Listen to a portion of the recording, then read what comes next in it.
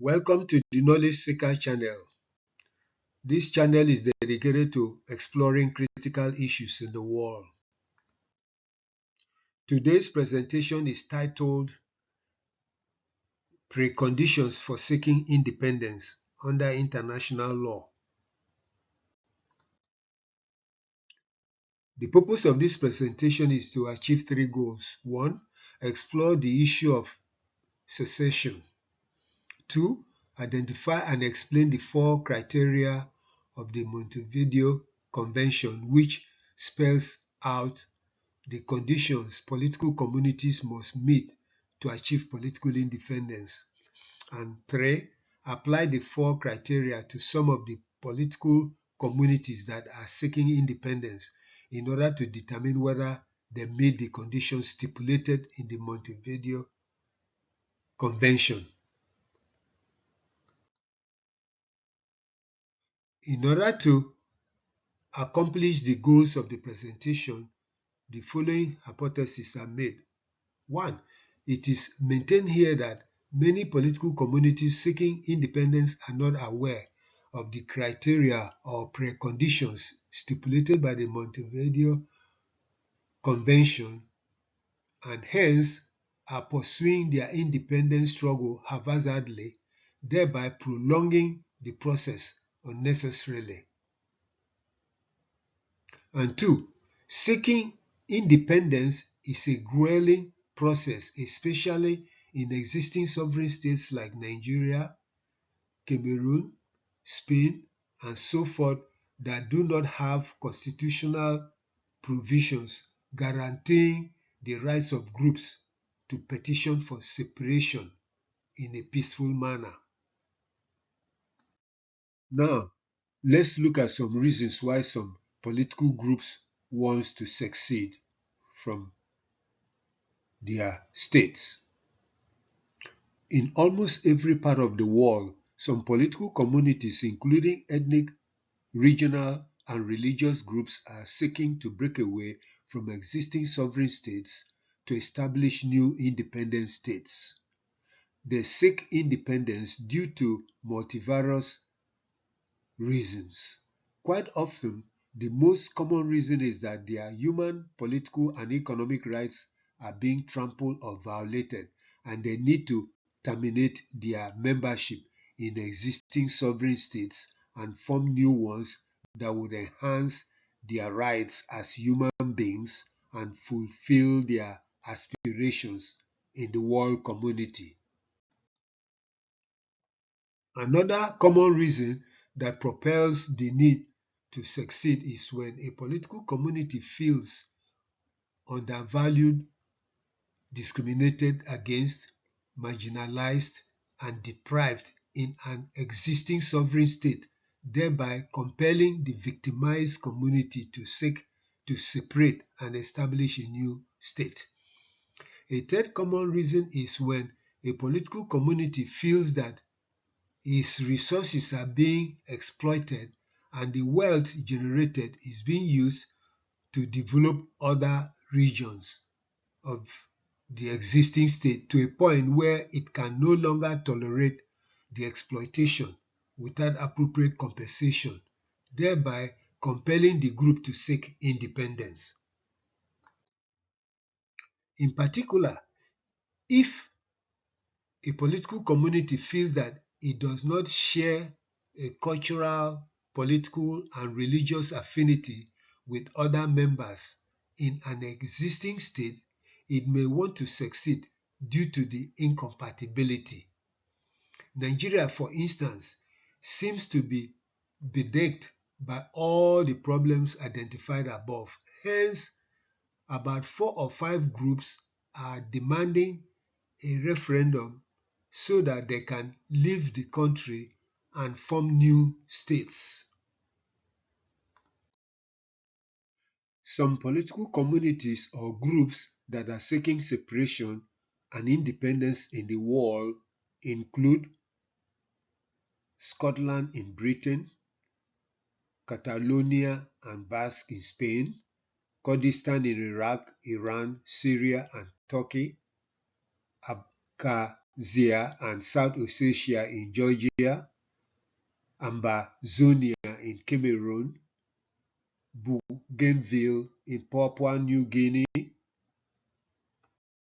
Biafra in Nigeria, Niger Delta Republic in Nigeria, Oduduwa Republic in Nigeria, Arewa Republic in Nigeria, Palestine, Western Sahara or Sahrawi Arab Democratic Republic, and Transnistria and Gagauzia in Moldavia. These are only a few of the groups that are seeking independence. This is the flag of Basque Republic in Spain. The Basques are located in Spain and France, and they want to form a separate country. This is the flag of Kurdistan. They are in 4 countries, and they have been struggling to have an independent state. Now, let's look at some countries whose constitutions allow for secession. In other words, there are some countries that have stipulations in their constitutions that allow for groups in the countries to apply or to petition to succeed. Canada, Ethiopia, St. Kitts and Nevis, Liechtenstein, Moldova, Denmark, United Kingdom, Netherlands, and France. These are just, again, a few. These countries have constitutional stipulations that allow for groups to apply, and if they win a majority of the vote, then they can freely live without conflict.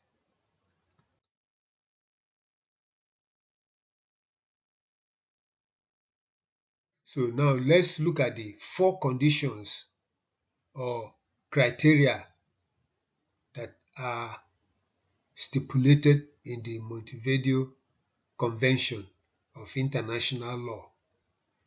These are the 4 conditions that any political community must meet.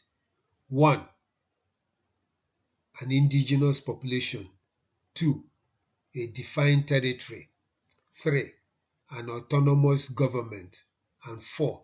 An ability to establish relations with other states.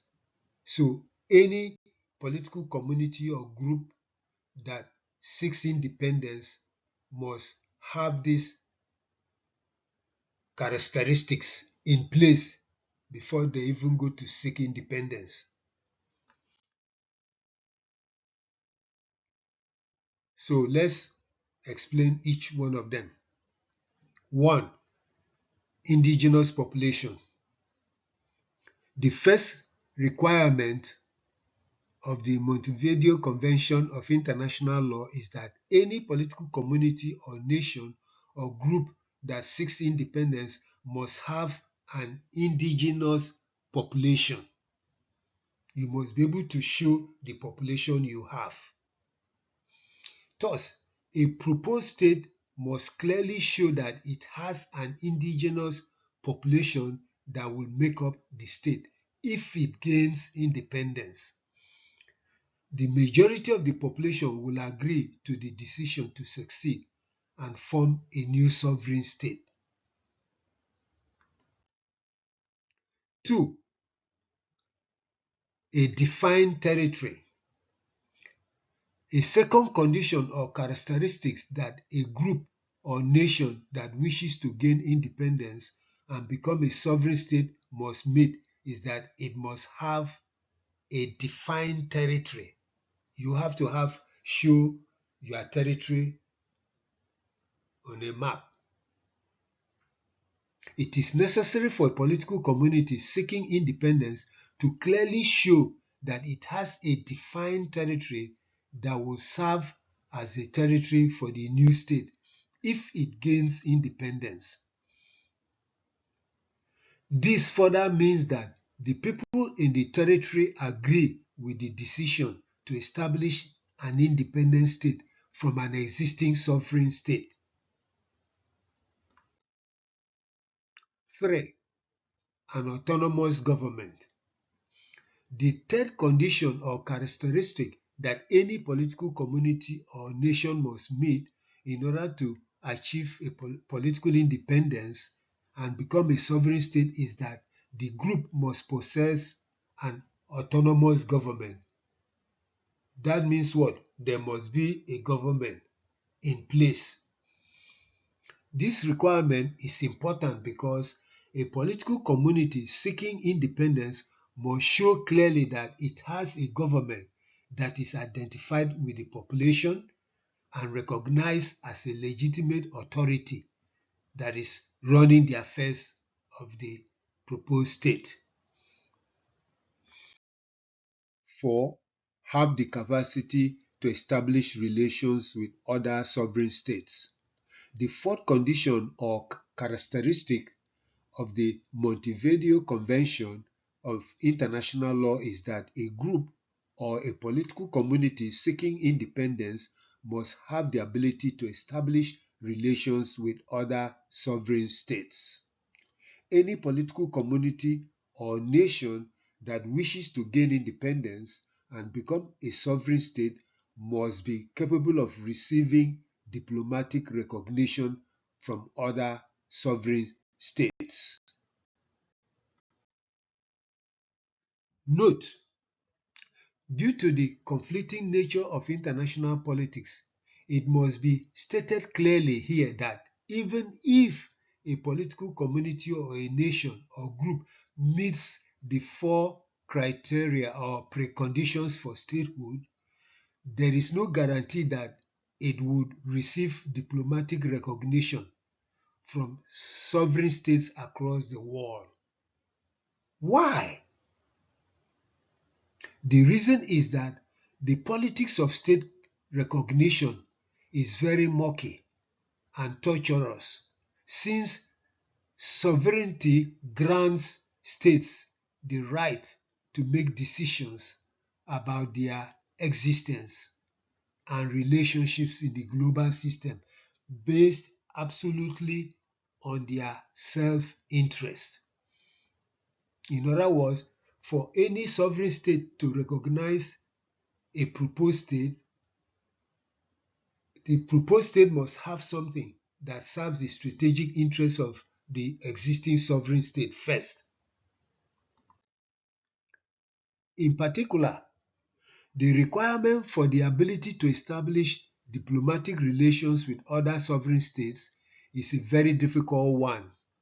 The reason is that this requirement opens a Pandora's box of international political intrigues, since state recognition is mostly influenced by the reason of state, doctrines of necessity and expediency,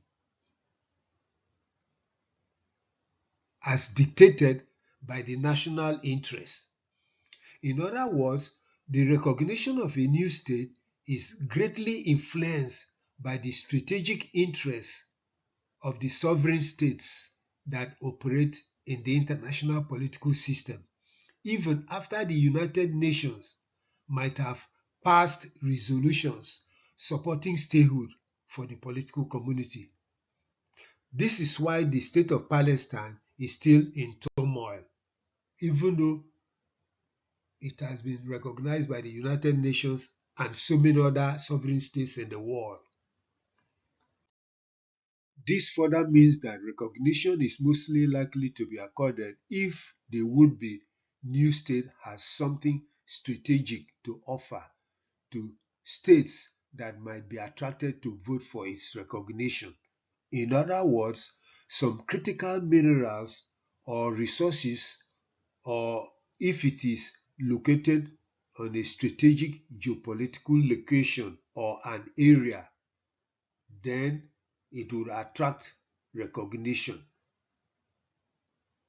If the independence-seeking nation offers the right combination of resources or variables, then country A might be attracted to offer diplomatic recognition to it by using the doctrine of expediency and probably necessity. Thus, a desire to acquire critical minerals might enable country A to ignore some essential rules of international law, like respecting and upholding human rights, to vote for recognition. Except the political community or nation or group seeking independence has strong moral and human rights grounds to stand upon to convince the states of the necessity for secession. It is very difficult to succeed through political and legal means. This explains the reason why it is always a drawn-out, excruciating process to gain independence from an existing sovereign state, since the state has the supreme authority to decide its territorial integrity. Since it is a very serious political business, it is necessary for those seeking independence to meet the criteria or preconditions. First, now let's apply the four criteria or preconditions to some of the proposed states or states that are struggling to gain independence. It is necessary to apply the four criteria or preconditions to meet for obtaining independence to some political communities or groups that are demanding independence in the world. Since there are 4 or 5 political communities or groups that are demanding independence in Nigeria, it will be interesting to examine the Nigerian cases first. Nigeria has about 4 or 5 groups seeking to separate from the country and become independent states. There are 1. Arewa Republic or the Islamic Republic of Arewa. Oduduwa Republic 2, 3. Biafra Republic, and 4. Niger Delta Republic. So let's see how these groups are adjusting to the 4 criteria or preconditions. This is the flag of the Islamic Republic of Arewa. This is the map of the Islamic Republic of Arewa. As you can see, the map includes states such as Nasarawa, Plateau, Bauchi, Adamawa, Taraba, and Gombe states. These states contains a large population of Christians and traditionalists. So let's look at the Islamic Republic of Arewa. A. Indigenous population. It is doubtful whether the Arewa Republic meets this criteria. The reason is that those leading the effort for Arewa Republic seem to use the population, which includes Christian groups in the middle belt of the former old northern region, as a yardstick. That plan does not work because the middle belt does not want to be part of the Arewa Republic. Therefore, using a population that includes traditionalists and Christians nullifies the population requirement for Arewa Republic that wants to be an Islamic state. The Arewa Republic must only include the population of those who want Islamic Republic in order to solidify the requirement.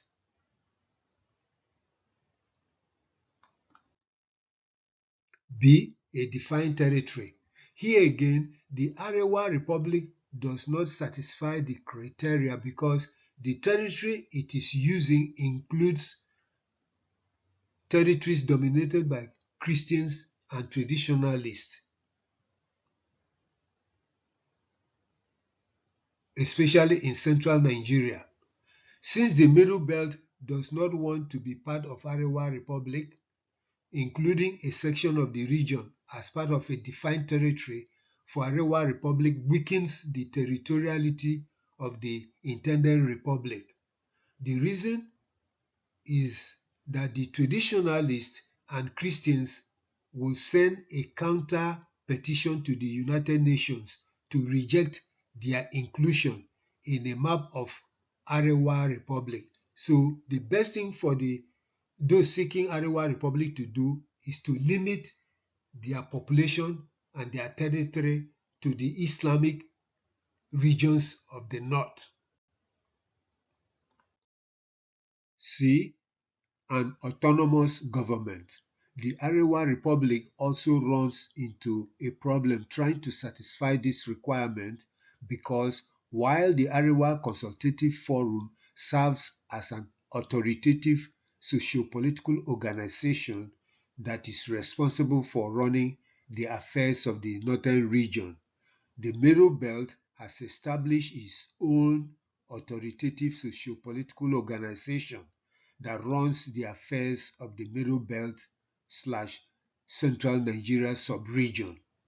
Thus, the Arewa Republic has two authorities working in different directions, while the Arewa Consultative Forum works for the entire North.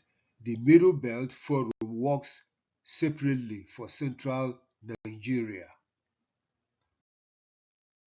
This is the flag of the proposed Oduduwa Republic in the southwest region of Nigeria. This is the map, the proposed map of Oduduwa Republic. As you can see, it includes Edo, Uromi, and other parts of the non-hardcore Yoruba population.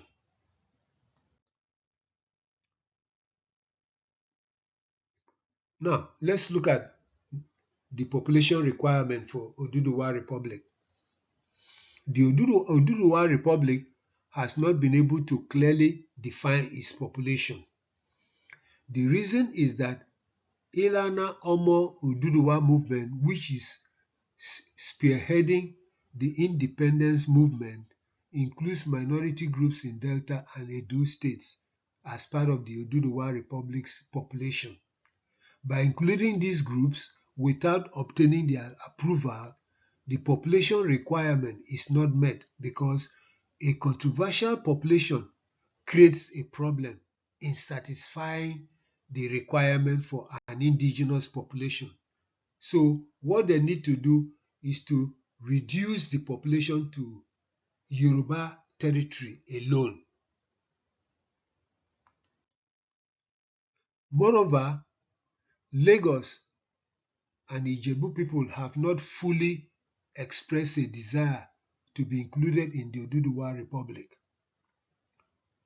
Likewise, the Northern Yoruba community has indicated that it would not support Yoruba secession from Nigeria.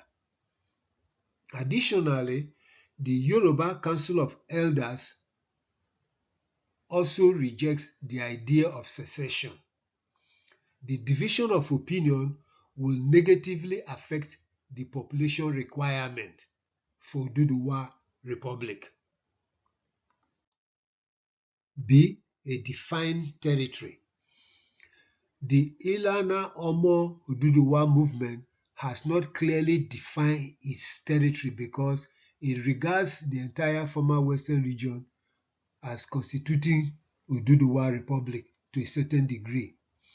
If the minority groups including the Edo, Ijaw, Ishan, Isoko, Ishikiri, and Urobo do not want to be part of the republic, then there is a problem with a defined territory. So here again,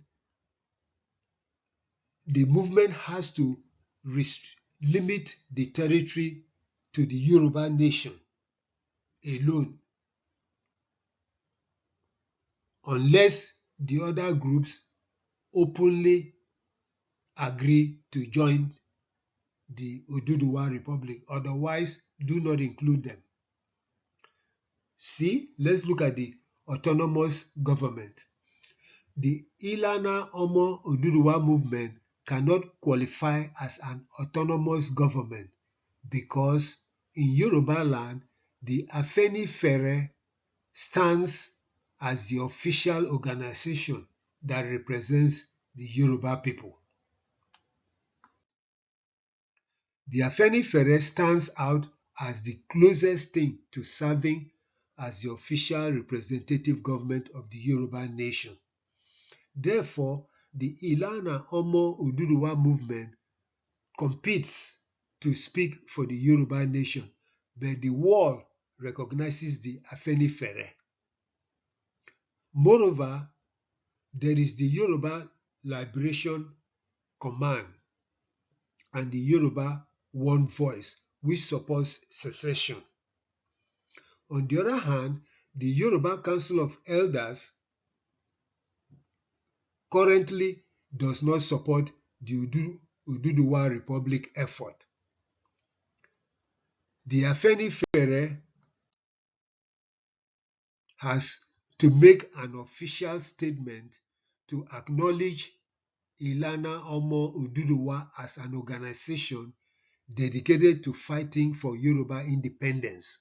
Otherwise, it seems that the Ilana Omo movement is competing with Afenifere to lead the Yoruba nation. Divisiveness in government authority might create political problems for the independence struggle. The ability to establish relations with other states.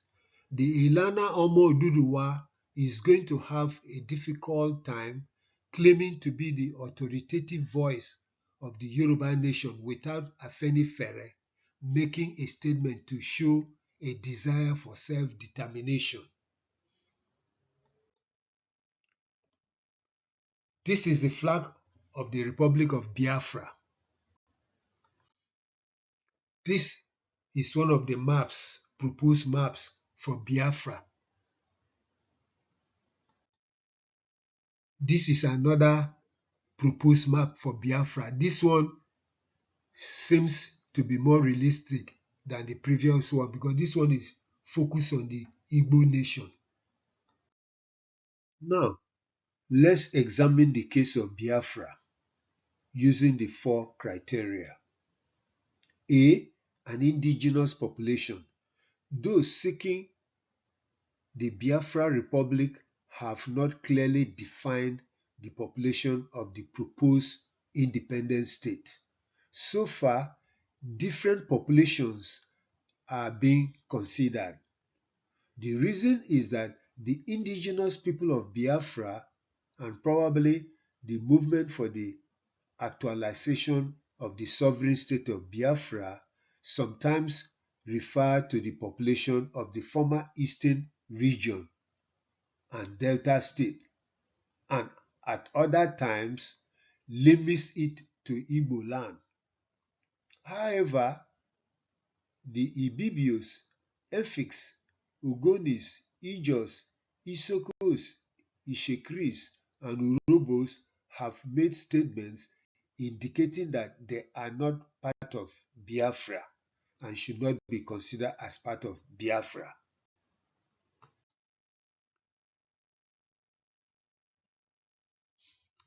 It violates the indigenous population requirement to include groups that do not want to be part of a proposed independent state.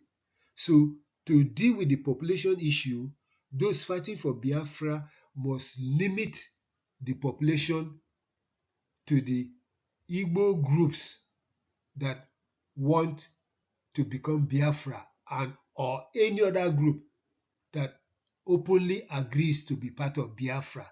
Do not include groups that do not want to be part of Biafra, otherwise you weaken your argument for statehood. Now, let's look at a defined territory.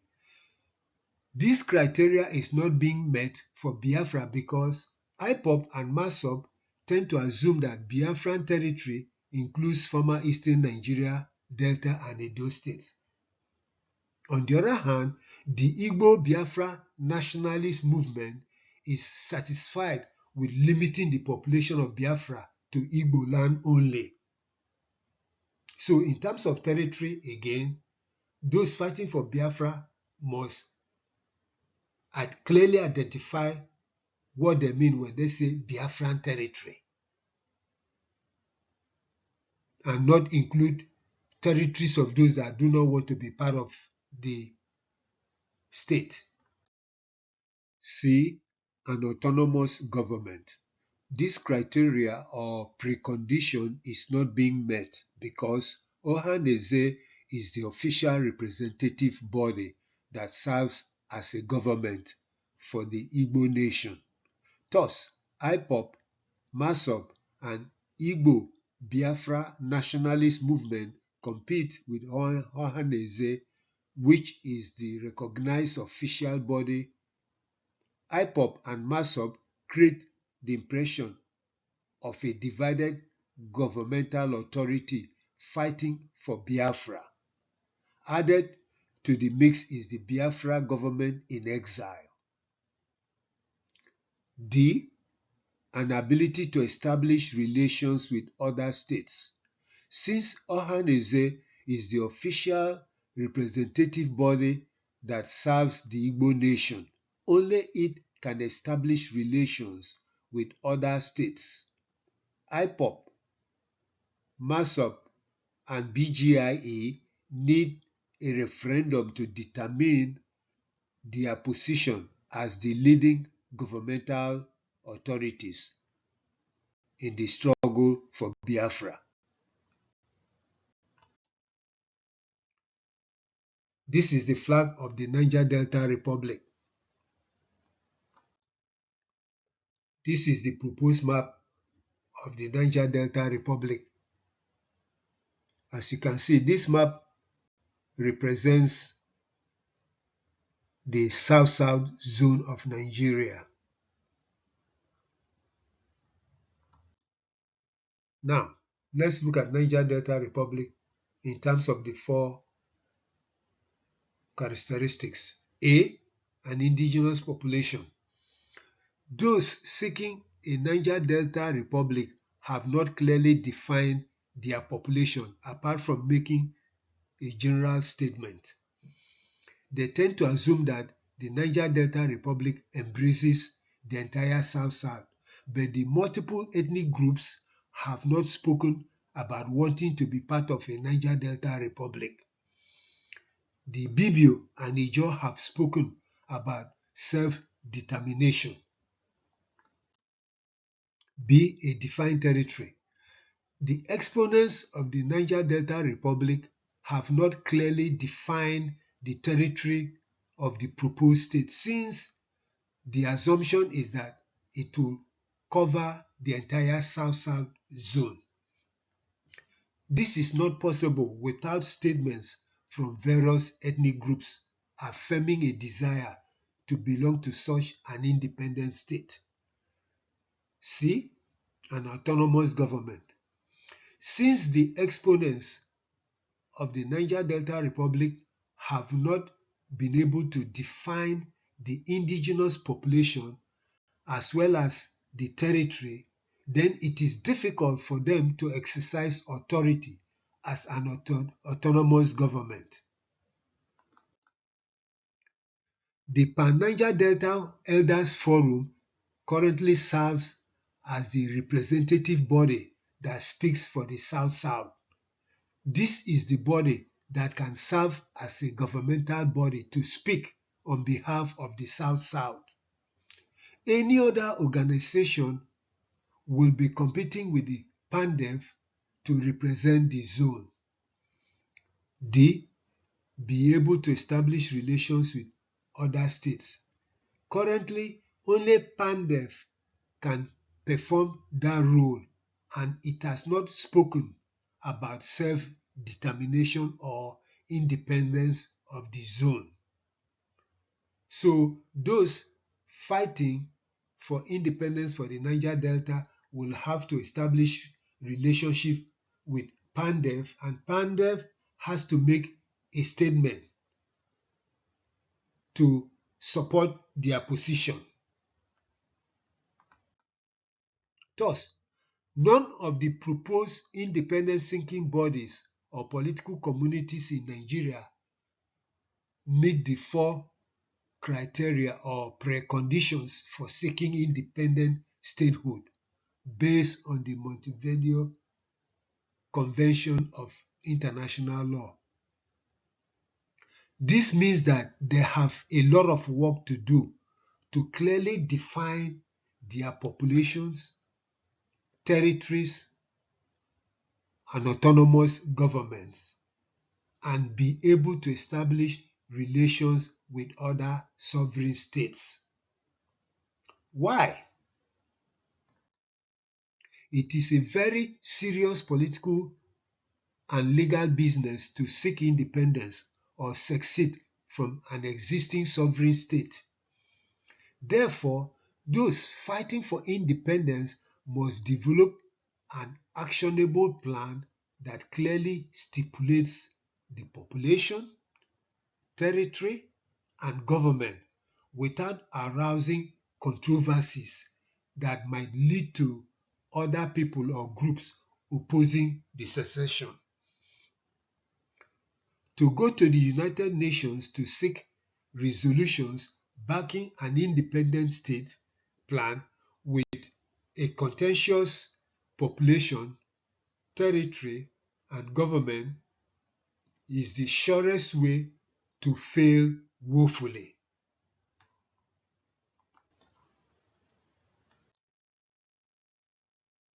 Now, let's examine three existing cases. In other words, examine the cases of some states that have been fighting to gain independence.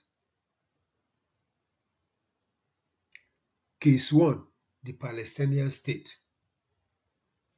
After a drawn-out struggle, the United Nations on November 29, 1947 passed Resolution 181 that called for a two-state solution, namely a Jewish state and a Palestinian state.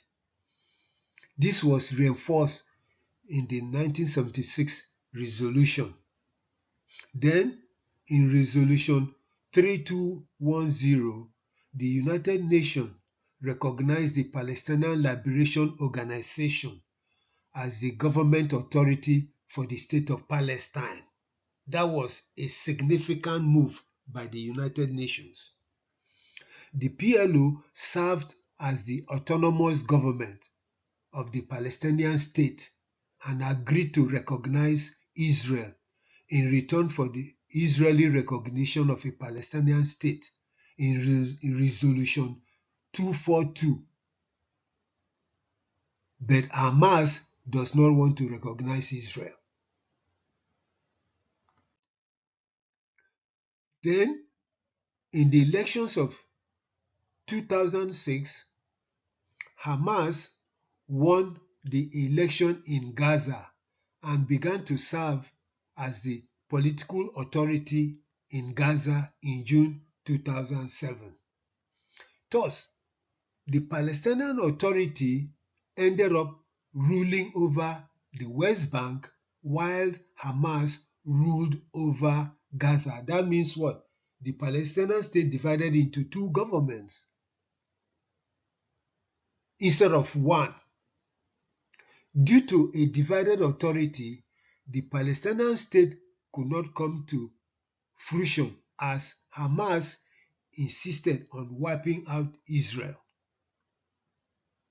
With a divided authority leading to a power struggle between the Palestinian Authority and the Hamas, the Palestinian state remained in limbo until Hamas launched an attack on Israel on October 7, 2023, leading to the ongoing war.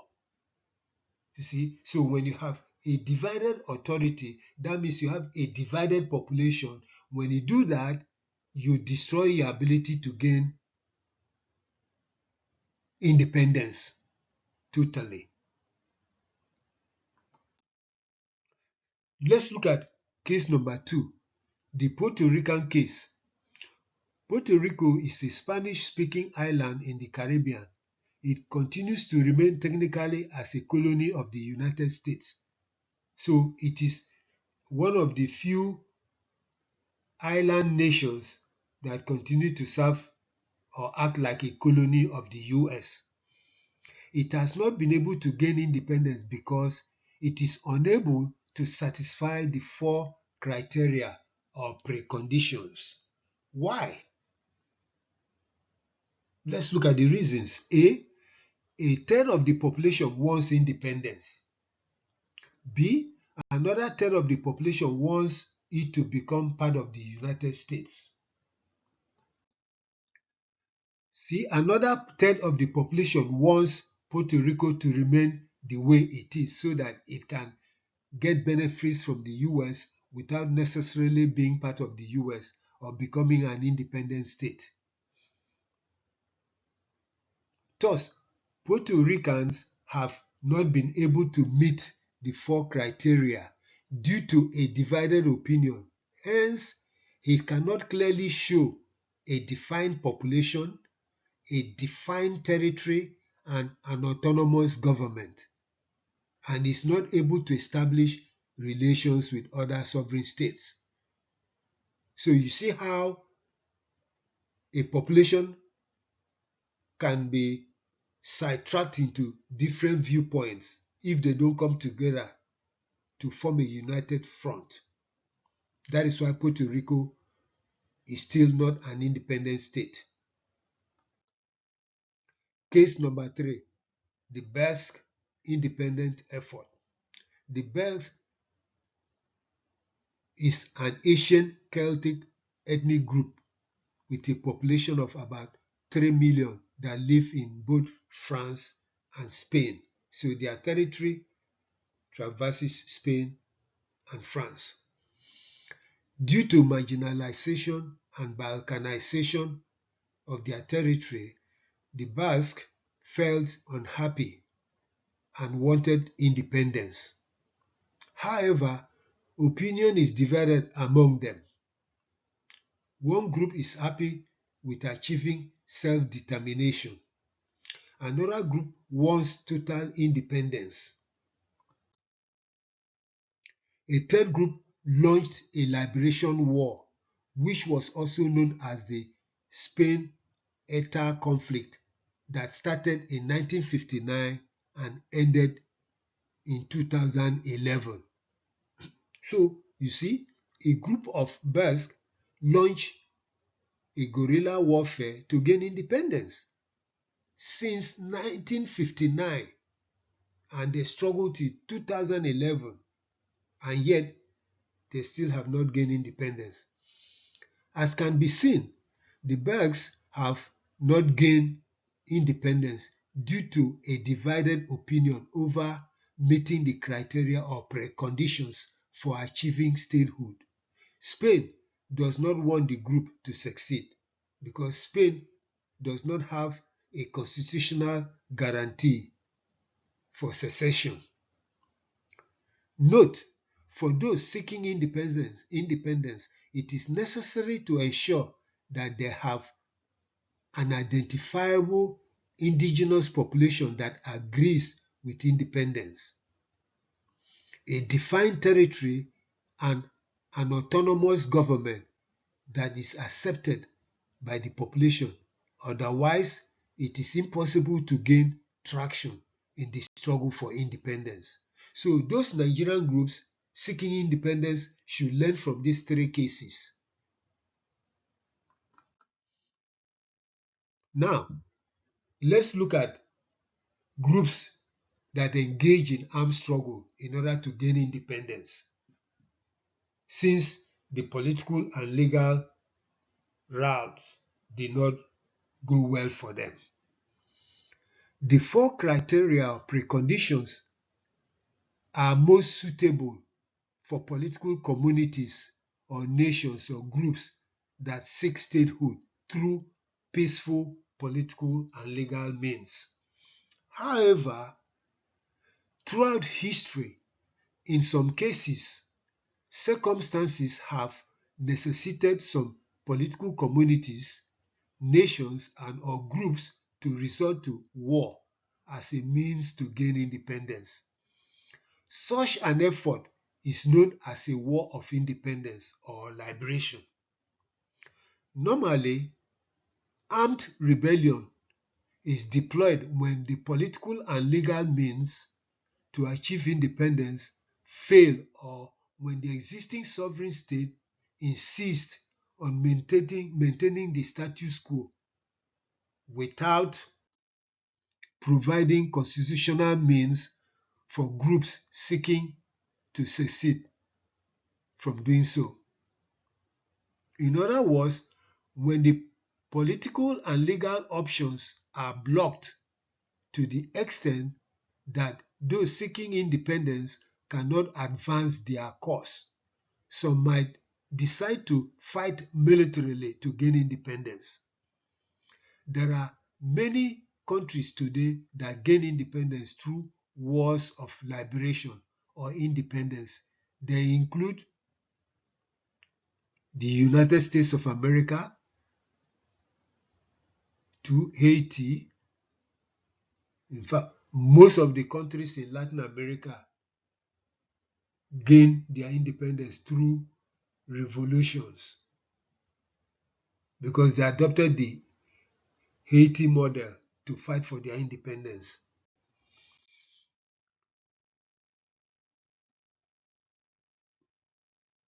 African liberation wars in Algeria, Angola, Guinea-Bissau, Mozambique, South Africa, and Zimbabwe. These groups fought because the colonial powers did not create conditions for them to gain independence peacefully. The Vietnam War was an effort by the Vietnamese to get independence from France before the US got involved. Western Sahara or Sahrawi Arab Democratic Republic. That conflict is still ongoing because Morocco controls most parts of the territory. The Biafran War of 1967-1970, the ongoing Ambazonia conflict in Cameroon, the Tuareg struggle for independence in Mali. This is the flag of Ambazonia. In other words, those fighting for independence in Cameroon, this is their flag. This is the flag of the Tuaregs, those who fought for independence to break away from Mali and form their own separate country known as Azawad Republic. To gain independence through armed struggle, it is essential for the armed fighters to prevail militarily on the ground by controlling territory. In other words, if you want independence through war, then you must be able to control the territory. It is the only way to establish an indigenous population, a defined territory, and an autonomous government, thereby enabling armed groups to establish relations with other sovereign states. Generally, an armed struggle is a violent and bloody one that can drag on for a long time, since the existing sovereign state would mobilize to resist militarily the attempt to break up the country. Since the existing sovereign state would not grant the demand for separation, the independence-seeking group must fight, sometimes lasting for 15 to 20 or more years. During the war, the armed group must take territory and hold it. As it controls the territory, it must mobilize the population to support the war effort. It will set up a government to run the affairs of the liberated zone and serve as the de facto government, an authority in the area. If it can control the territory and the state is unable to recapture the territory, then it can justify having a population, a territory, and a government. This will enable international organizations to start to work with the group to feed and rehabilitate the population. After a while, some countries might become sympathetic and begin to support and even recognize the armed group as the legitimate authority in the area. Thus, military victory on the ground against the sovereign state is essential for other states to begin to pay attention. Thus, Algeria, Vietnam, Guinea-Bissau, Mozambique, Angola, Zimbabwe, East Timor, and so forth were able to gain independence because they held the territory and established government that serves the population. Any armed group that is not able to win the battle and hold ground against the state will find it almost impossible to prevail. For instance, the Tuaregs have rebelled many times against Mali but have not prevailed. In fact, they started fighting for independence in 1916. The Kurds have been waging a war of independence for a long time but have not gained statehood. This is the flag of Algeria.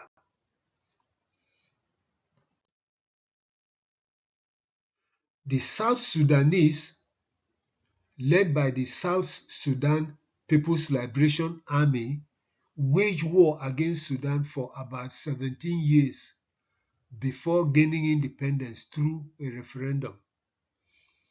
Normally, due to the violent nature of armed struggles, countries adopt a wait-and-see attitude while the war rages on. They do so because they do not want to support the side that could negatively impact their strategic interest. This accounted for why only 5 countries recognized Biafra, even though Biafra had a higher moral ground to stand against Nigeria during the Nigerian Civil War. Even France only offered de facto recognition to Biafra. Please, let's look at 2 types of recognitions given to states that want independence. 1. De facto recognition, and 2. De jure recognition. 1. De facto recognition. This is more like a temporary recognition pending full recognition. Under this status, the would-be state might be given an observer non-member status in international organizations. On the other hand, the de jure recognition is full diplomatic recognition in which a new state is legally viewed as a sovereign state and is entitled to all the benefits and obligations of being independent. It can exchange diplomatic representatives with other sovereign states. Thus, every independence-seeking state must achieve full diplomatic recognition. Quite often, liberation groups are first accorded de facto recognition pending their ability to win militarily on the ground. Now, let's look at the easiest and the most peaceful means of getting independence. The easiest and the most peaceful means of creating new independent states is when the existing sovereign state provides the constitutional means for various groups within the state to succeed peacefully. That is the only way you can get independence peacefully. Thus, states like Britain, Canada, Denmark, France, Moldova, Netherlands, Papua New Guinea, and so forth, which have constitutional provisions for granting political communities or groups the right to succeed, makes it much easier for new states to be created. Under such states, the political community that wishes to succeed is expected to follow the established constitutional procedure in applying to succeed. When a political community applies to succeed, a referendum or plebiscite is conducted, and if a majority of the people in the territory votes to succeed, then the secession is granted. It should be noted that the United Kingdom and Canada use the method described above to decide whether Scotland should secede from the UK and whether the Quebec province should secede from Canada. In both cases, they were defeated, and that is why they are still part of UK and Canada.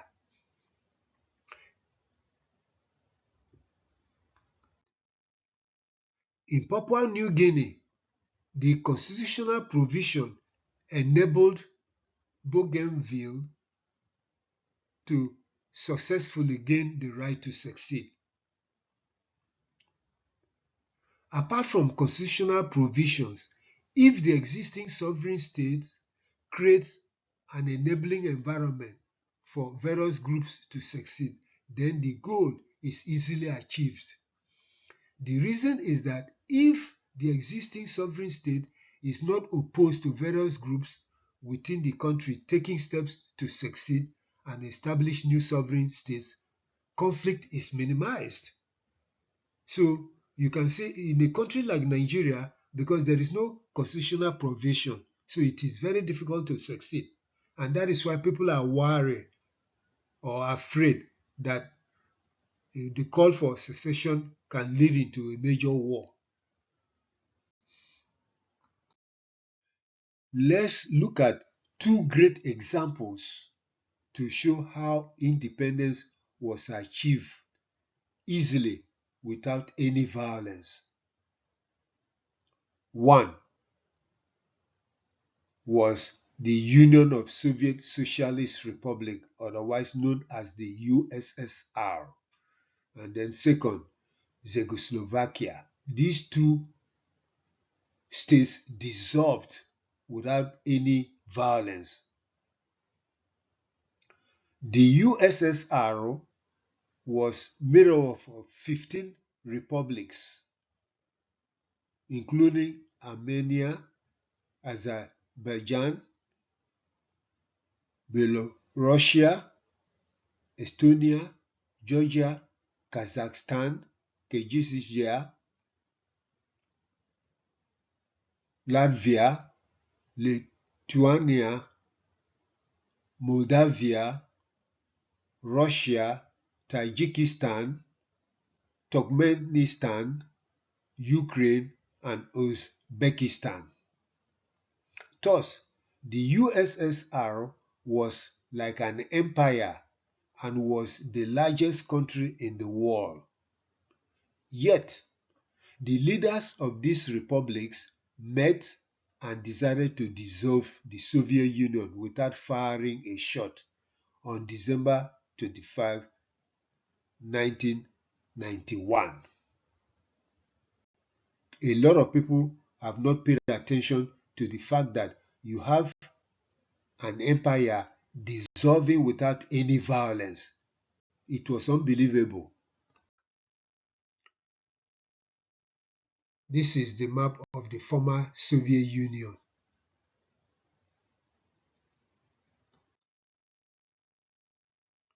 Each of the 15 republics automatically became independent states since there was no opposition to the dissolution of the USSR. Now let's look at the case of Czechoslovakia. The country was made up of two parts, Czech and Slovakia. When you put the two together, it becomes Czechoslovakia. Through mutual negotiation, the country dissolved effectively on December 31, 1992. Here again, no one single bullet was fired. The two countries automatically became independent states and now operate as two separate sovereign states. Not a single bullet was fired, and both are now democratic political entities. So these are two good examples of how enabling environments can allow separation to take place without war. As stated earlier, when the existing sovereign state has constitutional procedures for secession to take place, independence becomes much easier to achieve. Similarly, when the existing sovereign states provide an enabling environment for groups within them to succeed, the process is made easy. Unfortunately, many sovereign states in the world do not provide constitutional stipulations that allow groups to seek independence without engaging in a grueling political and legal fight. Sometimes the only way to seek independence is to engage in a war of independence.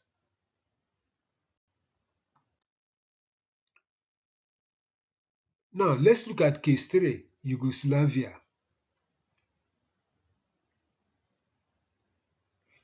As a result, unlike the USSR and Czechoslovakia, Yugoslavia, known as the Socialist Federal Republic of Yugoslavia, had no such constitutional provision when various groups decided to leave the country to establish independent states. The struggle led to a bloody civil war, like the Nigerian case in 1967-1970. The Yugoslavian Wars started in 1991 when Slovenia and Croatia declared independence on June 25, 1991.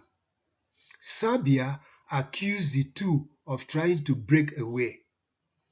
In particular, due to the large Serbian population in Croatia, the Serbs did not want the country to break away. This plunged the country into a civil war that lasted until 2001. Even NATO had to intervene to stop the ethnic cleansing that took place. So you see how Yugoslavia was totally different than Czechoslovakia and the USSR when the groups in the country decided to go their separate ways. This is the map of the new states that used to be part of Yugoslavia.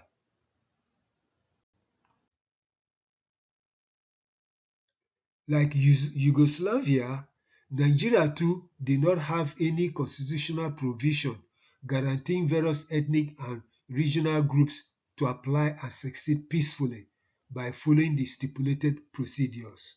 Hence, after the massive killings of Eastern Nigerians, especially the Igbos in the northern region, the Eastern region led by Colonel Odumegwu Ojukwu, decided to secede on May 30, 1967.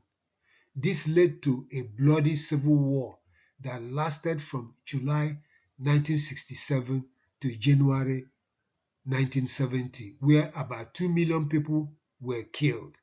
Indeed, it was a very bloody civil war. So Nigeria is like Yugoslavia because it does not have a constitutional procedure to allow groups to decide whether they want to live or not. Conclusion: the 4 preconditions required for seeking independence under the Montevideo Convention are: 1. An indigenous population. 2. A defined territory. 3. An autonomous government. And 4. An ability to establish relations with other sovereign states. The political communities reviewed above, especially those in Nigeria, do not meet the basic requirements because of a lack of clarity of their populations, defined territories, and autonomous governments. If they cannot meet these 3 conditions, then they cannot meet the 4th condition. Moreover, most sovereign states, including Nigeria and Spain, do not provide constitutional means for a group to succeed using peaceful political and legal means. Hence, tension is high in Nigeria. So if Nigerians want peace, perhaps the National Assembly need to enact a law that stipulates a condition for a group to succeed from the country. Because you have 4 or 5 groups putting pressure to leave the country. Recommendations: 1. Political groups seeking independence must work hard to develop a political consensus among the members of the communities that want to achieve statehood. 2. Such is needed for them to be able to clearly define their populations, territories, and autonomous governments. 3. To reduce wars of independence or liberation, existing sovereign states should include provisions in their constitutions detailing the ways a group can seek separation peacefully. Nigeria needs to do this as soon as possible. 4. The United Nations should declare a resolution treating the right of any political community to seek independence as a human rights matter. This is essential to reduce wars in the world.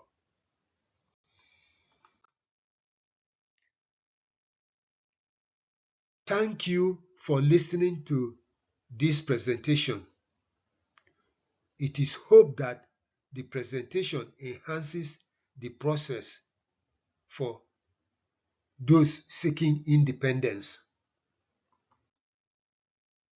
Please subscribe to the channel and listen to other interesting presentations. Again, thank you